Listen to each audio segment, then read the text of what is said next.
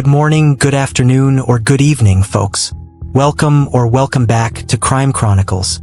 I'm Crombo, and today, we're heading south of the US-Mexico border to unravel a chilling case that shocked the world. 3 vibrant young men, 2 Australian brothers and their American friend, vanished while chasing the perfect wave. What began as a dream surf trip ended in unimaginable horror. This is the story of the Baja Surfer Murders. Let's take a moment to truly know these men because they were so much more than victims, more than just names in a news headline. Callum Robinson, his teammates called him Big Koala. A 6 feet 3 inches wall of muscle on the lacrosse field, but off it? A gentle giant with a chemist's mind and a surfer's soul. He'd blaze through a chemistry degree in 3 years, then spend weekends chasing waves, his insulin pump tucked under his wetsuit, never letting type 1 diabetes slow him down. His Instagram bio said it all: if you're not living on the edge, you're taking up too much room. His younger brother Jake was quieter, but no less extraordinary. Fresh off medical placements in Nepal, he was weeks away from starting his dream job as a doctor back in Australia. The kind of guy who'd fuel pre-dawn surf sessions with a bowl of Fruit Loops because even future surgeons need their guilty pleasures. And then there was Carter Rhoad, a born leader with a soccer captain's armband and a recruiter's charm. After playing professionally in Guatemala, he'd settled in San Diego, coaching kids and planning a future with his fiancée. His friends still laugh about the time he snowboarded into a Chick-fil-A, still in his gear, just to get his favorite sandwich. 3 lives, impossibly bright. A lacrosse pro, a healer, and a coach bound by saltwater and adventure. This trip was supposed to be another chapter in their story. Instead, it became the last. Asterisk. It all hinged on a single conversation, the kind of casual travel tip that usually leads to an unforgettable adventure, but this time it led to a nightmare. Callum had struck up a conversation with a local photographer named Randy near Ocean Beach. Just 2 surfers swapping stories until Randy leaned in with that locals only glint in his eye. "You want a real hidden gem?" he said. "Playa San Miguel. Pristine waves, no tourists.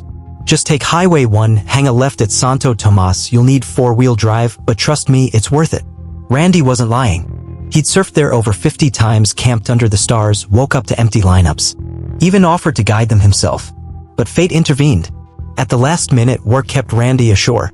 "You'll be fine," he told them, sketching a map on a napkin. "Just don't leave valuables in the truck." So on April 27th, the trio set out alone, Callum's white Chevy kicking up dust on that winding desert road. Laughing, windows down, boards rattling in the back. None of them noticed the pickup tailing them from a distance. None of them knew their secret spot was already someone else's hunting ground. Asterisk. Their trip took a deadly turn after a chance meeting with a local photographer named Randy. He suggested a hidden gem, Playa San Miguel, a secluded beach reachable only by a treacherous route. Randy had visited 50+ times without issue. But when a scheduling conflict forced him to bow out, the trio ventured alone, unaware they were being watched. April 27th, 2024, the day silence fell. Their Instagram stories stopped mid-adventure. No sunset surf shots, no goofy beachside clips. Just radio silence. Texts left on read. Calls rang out into the void. For families halfway across the world, that silence was deafening. Then, the first red flag, their Airbnb in Rosarito sat empty. No check-in. No word. By May 1st, Callum and Jake's mother was pleading on Facebook, "Have you seen my boys?" While Mexican authorities scrambled to retrace their steps. What they found was a nightmare. A makeshift campsite torn apart. Blood streaked across the sand. Tent fabric reduced to ash. Grooves in the dirt like something heavy had been dragged toward the tree line. And 4 miles north, Callum's white Chevy Colorado sat scorched, its expensive tires ripped away. But the true horror lay buried. Down a 15-foot well, concealed under rotted boards and fresh dirt, 3 bodies. Callum, Jake, Carter. Each executed with a single gunshot to the head.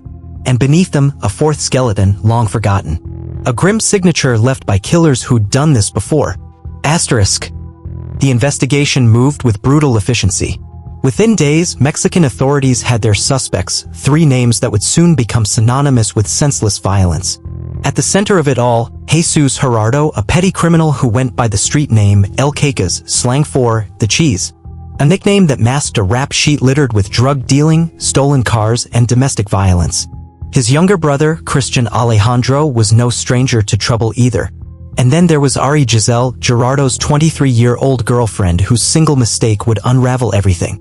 According to police, Gerardo returned home that night with blood on his clothes and a chilling admission. "I killed 3 gringos," he allegedly told Ari. Not for territory, not for cartel business, but for something far more trivial: the tires on Callum's Chevy Colorado. This wasn't some calculated hit, just a botched robbery turned deadly. Maybe the surfers fought back. Maybe they refused to hand over the keys. Whatever happened in those desperate moments, it cost them their lives. But the killers weren't as careful as they thought. Days later, Ari made a fatal mistake. She powered on Carter's stolen iPhone. That single signal pinged a nearby cell tower, leading police straight to her. When officers pulled her over, she panicked, tossing a bag of meth to the ground before trying to flee. It was over. With Gerardo's own brother turning evidence against him and Ari's damning testimony, the pieces fell into place. 3 lives stolen, not by some shadowy cartel, but by greed, recklessness, and a willingness to kill for nothing more than a set of tires. Asterisk. In the wake of the murders, one question haunted investigators and families alike. Was this more than just a robbery gone wrong? The signs were troubling. That 15-foot well, carefully boarded up, expertly concealed, it bore the hallmarks of professionals. In Baja California, where cartels dump rivals with chilling efficiency, it was impossible not to wonder. The Jalisco New Generation cartel had been expanding northward. Just months earlier, severed heads were found rolling down streets in nearby Tijuana. Could this have been a message? A territorial claim? Authorities quickly shut down the theory. This was a crime of opportunity, insisted the lead prosecutor. Petty thieves who panicked. But in a region where cartels control everything from avocado farms to beachfront properties, skepticism lingered. Meanwhile, the world mourned.